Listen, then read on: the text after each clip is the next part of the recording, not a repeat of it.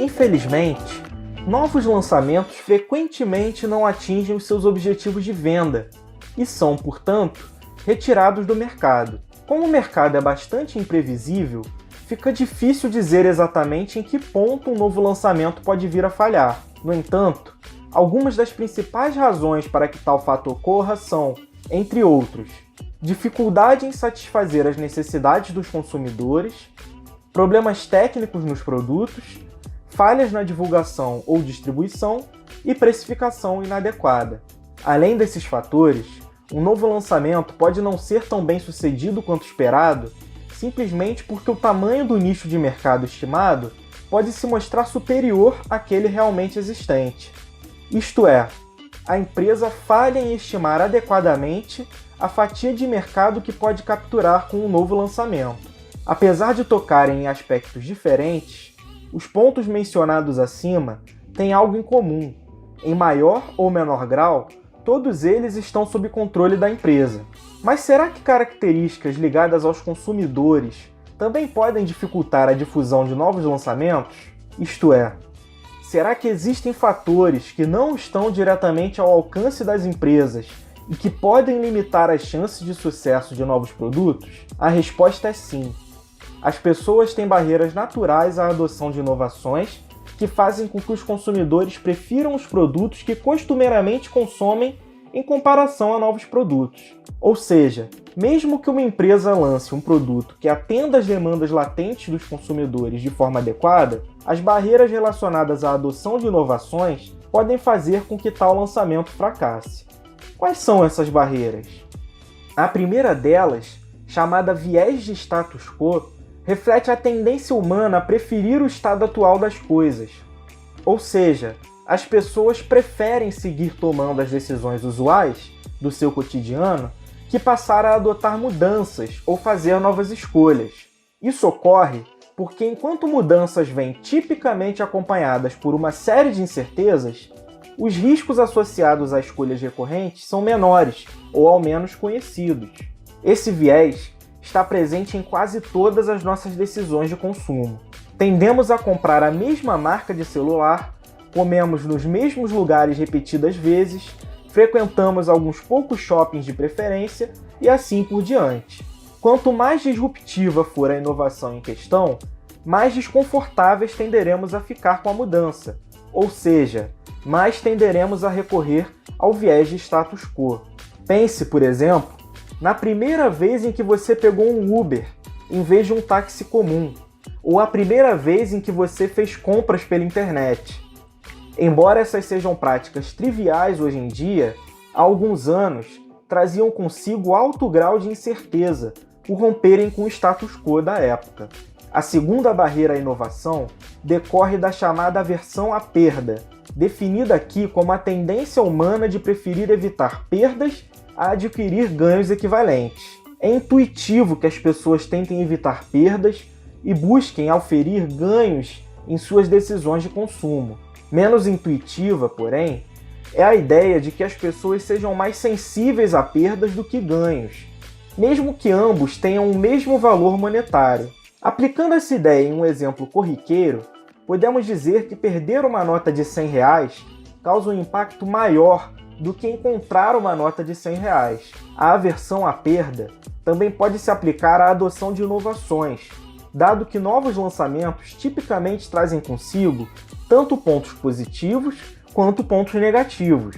Uma nova versão de um celular, por exemplo, pode ter uma câmera mais potente e um sistema de processamento mais veloz, mas possuir uma bateria menos duradoura e ser menos resistente. Para que um novo lançamento seja amplamente adotado pelos consumidores, o produto em questão deve não só atender às demandas latentes dos consumidores, mas seus pontos positivos devem superar consideravelmente os seus pontos negativos nas múltiplas dimensões de consumo.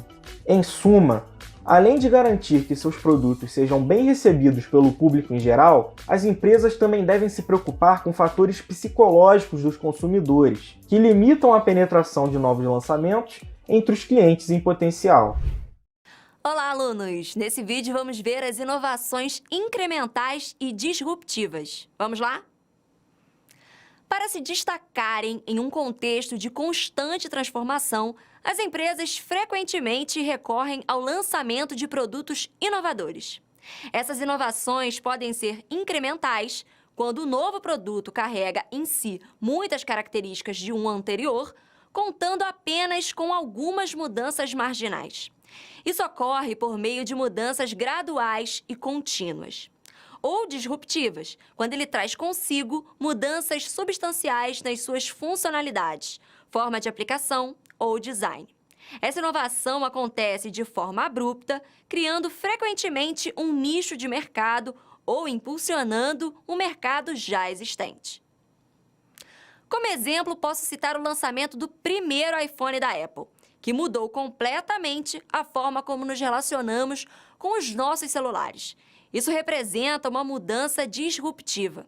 A cada nova geração de iPhones, são feitas apenas melhorias em determinados aspectos da versão anterior do celular, mas muitas das suas características originais são mantidas, logo, são inovações incrementais. Bons estudos e até a próxima! Olá, alunos! Eu fiz esse vídeo para falar sobre o processo de adoção de inovações. Vamos lá? Independentemente do tipo de inovação, o processo de adoção delas pelos consumidores é constituído por uma série de etapas mentais, que vão desde o ponto no qual alguém ouve falar de uma inovação pela primeira vez até aquele em que decide finalmente adotá-la. Essas etapas mentais são a conscientização quando o consumidor toma conhecimento da inovação, mas não tem informações a seu respeito. O interesse, quando ele é estimulado a procurar informações sobre ela. A avaliação, quando ele considera experimentar. A experimentação, quando ele efetivamente experimenta a inovação para poder avaliar melhor o seu valor. E, por fim, a adoção, quando o consumidor decide fazer uso total e regular dela. Mas muitas vezes as empresas tomam medidas para facilitar ou acelerar o processo de adoção de inovações. Tudo começa com a elaboração do material de marketing para o novo lançamento. Nesse estágio, eles buscam conscientizar os potenciais clientes sobre os benefícios do lançamento, promover o seu interesse por mais informações, impulsionar a sua curiosidade para que eles avaliem o produto em questão. Até oferecem um período de experimentação gratuita ou a custos reduzidos para incentivar essa experimentação. Quando um produto ou serviço ainda não é estabelecido no mercado, as empresas geralmente empregam uma margem de lucro menor para reduzir os preços ao consumidor final. À medida que a adoção desses produtos e serviços for se amplificando, a tendência é que as empresas já estabelecidas aumentem progressivamente as suas margens. Esse processo de elevação delas é, obviamente, contrabalanceado pela presença de empresas concorrentes. Até o próximo vídeo e bons estudos! Olá, alunos! Vamos falar sobre os tipos de consumidores. Vem comigo! Algumas pessoas estão particularmente propensas a evitar qualquer tipo de inovação e outras pessoas estão mais abertas a incorporar novos produtos e tecnologias entre as suas escolhas. Os consumidores podem ser classificados em 5 categorias, segundo a rapidez com a qual adotam novos produtos e tecnologias. Em cada uma dessas categorias, eles geralmente possuem motivações relativamente diferentes para consumir e se diferem uns dos outros em importantes características pessoais, como, por exemplo, seus traços de personalidade. Existem 5 tipos de consumidores. São eles: os inovadores, que são entusiastas da tecnologia, ousados, gostam de mexer com novos produtos e dominar sua complexidade. Em troca de preços baixos, ficam felizes em realizar testes alfa e beta e relatar as falhas iniciais. Os adotantes imediatos, que são líderes de opinião, que buscam cuidadosamente novas tecnologias capazes de lhes proporcionar uma expressiva vantagem competitiva. Eles são menos sensíveis a preços, mas se mostram dispostos a adotar novos produtos se forem oferecidas algumas soluções personalizadas e um serviço adequado de suporte.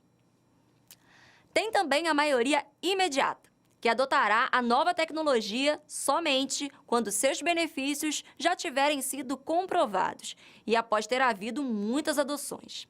Esse tipo de consumidor constitui a corrente dominante do mercado. A maioria posterior são os conservadores céticos, avessos ao risco, tímidos em relação à tecnologia e sensíveis ao preço. E por fim, temos os retardatários, que são ligados à tradição. Eles resistem à inovação até descobrirem que seu status quo não é mais defensável. A maior parcela dos consumidores está nos grupos de maioria imediata e maioria posterior, que só incorporam novos produtos no seu processo de consumo após seus benefícios já estarem consolidados e seus preços serem relativamente convidativos. A menor parcela de todas as 5 categorias de consumidores são os inovadores. Isso mostra que as pessoas tendem a preferir o status quo, sendo avessas a perdas. Se apenas uma minoria dos consumidores está disposta a adotar inovações de imediato, como as empresas devem agir para facilitar a difusão de novos lançamentos? O ponto principal aqui é saber com qual tipo de consumidor a comunicação está sendo estabelecida para garantir que as suas necessidades e seus anseios sejam satisfeitos. Ao estabelecer estratégias de marketing que atendam a cada um desses tipos de consumidores, as empresas aumentam as suas chances de sucesso em um mercado cada vez mais dinâmico e competitivo. Espero que eu tenha ajudado nos seus estudos e, é claro, até o próximo vídeo. Olá, alunos! Nesse vídeo vou falar sobre o ciclo de vida dos produtos. Vamos aprender? Em meio a um ambiente de negócios cada vez mais competitivo, as empresas sempre buscam meios de inovar. Ao lançar um novo produto, elas se atentam para o chamado ciclo de vida do produto. Esse ciclo segue uma forma de sino. Para cada estágio, a receita de vendas e os lucros apresentam importantes variações. O ciclo de vida do produto pode ser descrito em 4 estágios. A introdução, que durante esta fase do ciclo, busca-se promover e estabelecer um mercado para o novo produto. Em função dos custos com a introdução dele no mercado e ainda baixa adesão entre os consumidores, os lucros costumam ser baixos ou até mesmo negativos. O crescimento, onde o foco nesta etapa é construir uma preferência da marca para, em seguida, progressivamente aumentar e estabilizar sua participação de mercado. Os concorrentes são atraídos para ele e começam a oferecer itens similares. Neste ponto, os produtos se tornam mais rentáveis devido ao crescimento das vendas. Os gastos com publicidade e marketing ainda são altos nessa fase, embora haja uma melhoria acentuada na curva de lucros. Na fase da maturidade, as vendas continuam crescendo, mas a uma taxa muito mais lenta. Isso ocorre porque o produto já obteve uma ampla aceitação entre os consumidores e o mercado, já mostrando alguns sinais de saturação. Com a entrada de novos concorrentes e a intensificação da competição, pode haver também o início de um processo de compreensão das margens. E, por fim, vem o declínio. Nesta fase, registra-se uma grande queda, tanto na receita de vendas quanto nos lucros com o produto. Esse efeito é frequentemente causado pela introdução de outros lançamentos mais inovadores no mercado. É comum se observar nesse estágio a redução no preço dos produtos ou a retirada deles do mercado. De modo geral, as empresas inovam porque, quando um novo produto é lançado no mercado, a concorrência fica reduzida e as margens de lucro são mais elevadas. E um segundo ponto é que, conforme novos concorrentes entram no mercado, elas precisam adaptar as suas estratégias para se manterem competitivas. Para cada estágio do ciclo de vida do produto, a empresa deve adotar uma estratégia específica que garanta a sua receita de vendas e os seus lucros pelo maior prazo possível. Espero que esse vídeo tenha ajudado na sua compreensão e até o próximo!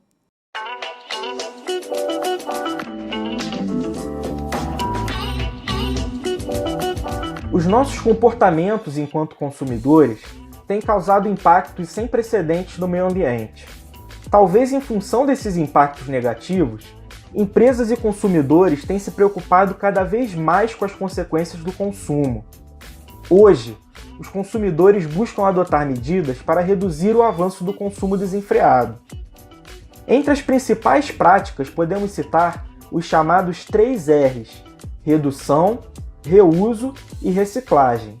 A redução representa uma forma direta de mitigação da demanda por recursos naturais através do uso de produtos mais eficientes ou através do simples corte no consumo. Por exemplo, todos nós consumimos energia elétrica em maior ou menor grau. Para reduzir o consumo de energia elétrica, podemos seguir 2 caminhos distintos, sendo o primeiro e mais óbvio deles simplesmente cortar o consumo através de hábitos do cotidiano. Podemos, por exemplo, apagar as luzes ao sair de um cômodo, retirar os aparelhos da tomada quando não estão sendo utilizados e assim por diante. Já a segunda forma de redução está ligada ao uso mais eficiente da energia elétrica.